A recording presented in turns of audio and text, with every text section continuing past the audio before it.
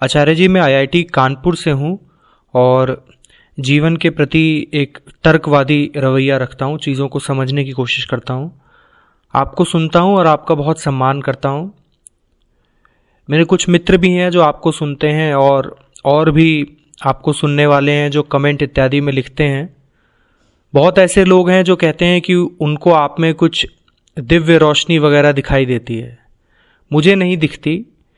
क्या इसका मतलब ये है कि मुझ में कोई कमी है? क्या मैं आपको ठीक से देख नहीं पा रहा हूँ? तुम में कोई कमी नहीं है, तुम बिल्कुल ठीक हो। मुझे उन लोगों से ताज्जुब है जिन्हें दिव्य रोशनी दिखती है। उन्हें कहाँ और कौन सी रोशनी दिख गई मुझे कभी समझ आया नहीं। मैं तो जब भी अपने आप को देखता हूँ बाहर के आईने में या अंदर के दर्पण में, मुझे तो कोई दिव्य रोशनी दिखाई देती नहीं। जो देख रहे हैं उनकी महानता है कि उनको दिख रही है।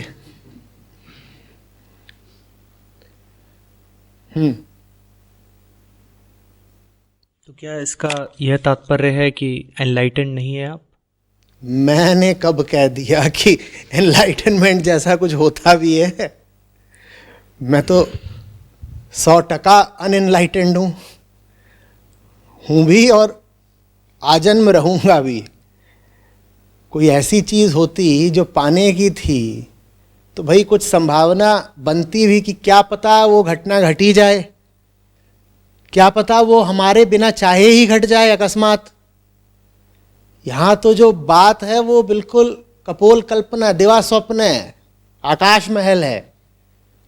वो हो कहाँ से जाएगा? तुम्हें शक है कि मैं एनलाइटेंड नहीं हूं?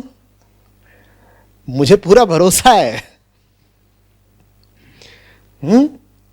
और अगर सुनते हो मुझे और आईआईटी से हो तो बुद्धि का भी कुछ स्तर रखते ही होगे, तो भाई उन लोगों से बच के रहना जो स्वघोषित एनलाइटेंड लोग हैं।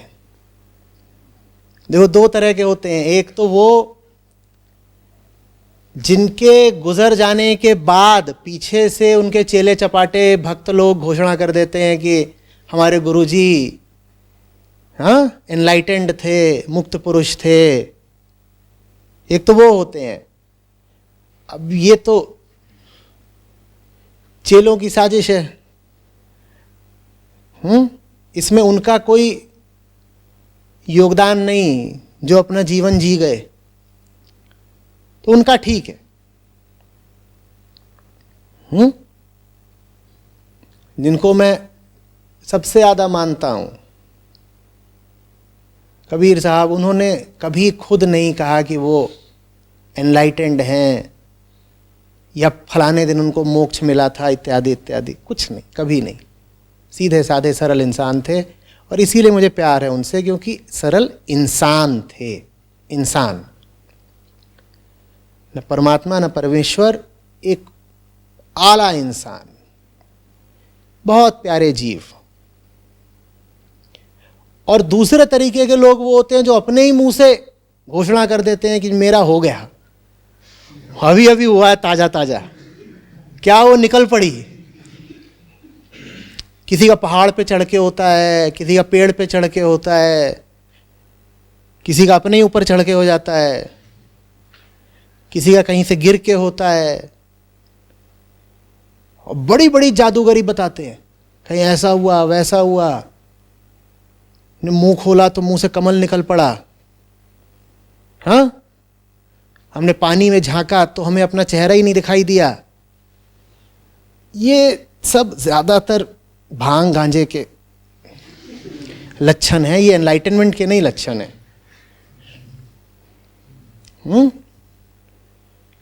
कहीं गए थे हम, वो पहाड़ पे चढ़े हुए थे, अचानक हमें लगा कि हम अपने शरीर से बाहर निकल गए हैं, हम इधर उधर घूमने लगे। बढ़िया है। कौन से ब्रांड की थी?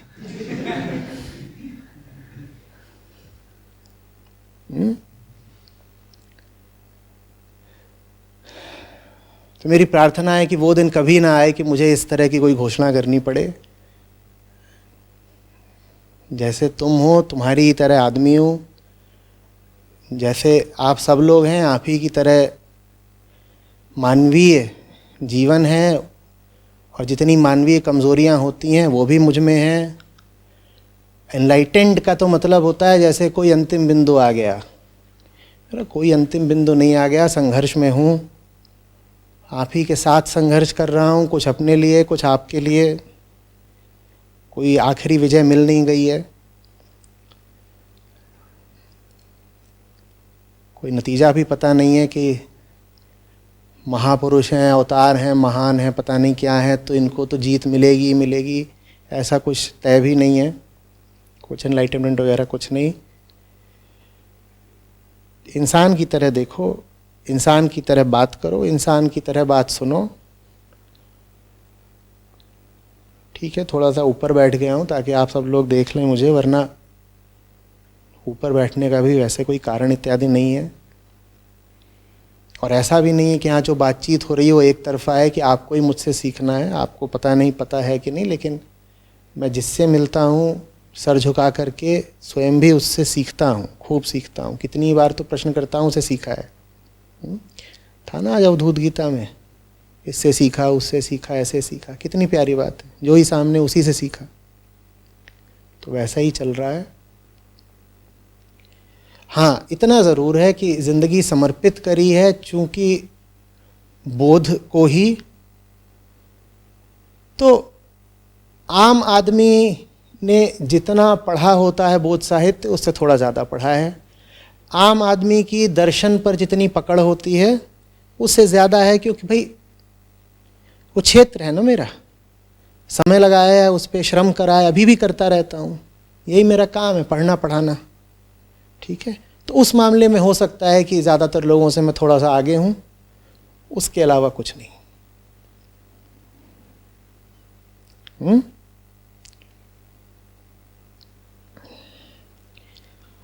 जब किसी को बना दोगे ना कि उसका अब बिल्कुल उद्बोधन हो गया है, एनलाइटनमेंट, तो तुम उसके प्रति बड़े क्रूर हो जाओगे। ये बात अजीब लगेगी पर समझना, बहुत क्रूर हो जाओगे, क्योंकि अब तुम उसमें एक बहुत विचित्र तरह का परफेक्शन देखना चाहोगे ना, है ना भाई? वो क्या है? वो एनलाइटेंड है, तो तुम्हें अब उसमें क्या चाहिए? परफेक्शन। अब तुमने उस आदमी को मजबूर कर दिया है कि वो नौटंकी करे, क्योंकि आदमी तो आदमी है, हाड़ मांस का पुतला, वो कहां से परफेक्ट हो जाएगा भाई? पर तुमने उसको क्या कर दिया? तुमने उसको बिल्कुल आसमान वाले सिंहासन में बैठा दिया। अब वो भी पता नहीं क्या उसको बुद्धि फिरी थी कि वो चढ़ के बैठ भी गया, पगला। अब तुमने जो मन में एक छवि बना रखी है कि एनलाइटेंड आदमी ऐसा होता है, तुम उससे कहोगे तू वैसे ही आचरण कर, कहा कि तू तो एनलाइटेंड है ना, और वो करेगा भी। ये बिल्कुल परस्पर क्रूरता का खेल है। वो नाटक करके तुमको बेवकूफ बना रहा है और तुमने उसकी जिंदगी बर्बाद कर दी है। तुमने कह दिया अब तू आम आदमी नहीं रहा, तो अब तुझे बिल्कुल एक खास आदमी की तरह व्यवहार करना है। क्या करना है कि डकार भी आए तो डकार को भी इस तरह से प्रशिक्षित कर कि ओम निकले, कि महाराज जी डकार में भी ओम मारते हैं। डकार तो डकार है, पर यह बात बड़ी अजीब लगती है ना सुनने में, कि बुद्ध को मोक्ष हुआ, निर्वाण, और डकार मार दी। कहीं ये तो जमी ही नहीं बात। और देवता पुष्प बरसा रहे हैं और ये डकार मार रहे हैं, पात दिया, अजीब हो गया। कभी सुना है कोई इस तरह कोई कहानी है कि कोई एनलाइटेंड आदमी जा रहा था पातते हुए? और नहीं, सोचो तो सही ना, इस बात का मनोविज्ञान पकड़ो। ऐसा क्यों होता है कि मैं नहीं कह रहा हूं कि दिखाया जाए कि जिनको हम एनलाइटेंड मानते हैं वो भोग में लिप्त हैं, भोग में चलो नहीं लिप्त हैं, पर डकारना पादना तो चलेगा ना। वो सब बातें भी तुम उनसे छीन लेते हो। तुम कहते हो तुम्हें यह भी हक नहीं है। भाई मुझे मेरा हक बचा के रखने दो। मैं जीना चाहता हूं, मैं आम इंसान हूं। और मेरी किसी के साथ कोई स्वांग करने में कोई रुचि नहीं है। ऑथेंटिसिटी, ईमानदारी मुझे बहुत प्यारी है। मैं नहीं चाहता कि मुझे सोच सोच के बोलना पड़े आपके साथ। और मैं साफ बहाव में खुले दिल से बिल्कुल निर्भीक तभी बोल पाऊंगा जब मैं आपकी दी हुई छवि का बोझ अपने सर पे नहीं रखे हुए हूं। अगर मुझे बार बार यही सोचना पड़ रहा है कि लोगों की नज़र में तो मैं एनलाइटेंड हूं, तो फिर तो मैं साफ सपाट और खुली बात बोल चुका। फिर तो हो गया, फिर तो मुझे वही सब बोलना पड़ेगा जो आप मुझसे बुलवाना चाहते हैं। फिर तो मैं आपका गुलाम हो गया ना। नहीं, ऐसे नहीं।